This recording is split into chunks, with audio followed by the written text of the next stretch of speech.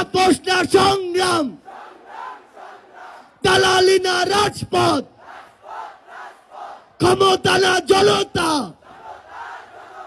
হাসিনা 17 বছর ক্ষমতায় ছিল, তারে সবাই খারাপ বলছে, ক্ষমতা ছাইরা চলে গেছে।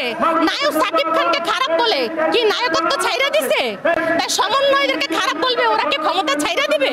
ওদের ক্ষমতা ওরা ধইরা রাখবে, ওদের জায়গায় ওরা রাইট থাকবে।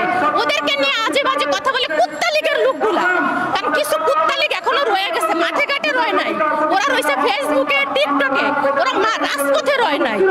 ঠিক আছে, যদি সাহস থাকে রাজপথে আসতে বলেন, ওদের সাথে রাজপথে মোকাবেলা করা হবে। স্বাধীন দেশ, আজকে আমাকে আপনি মন খুলে কথা বলতে পারতেছেন, প্রশ্ন করতে পারতেছেন, এটা কি স্বাধীনতা না?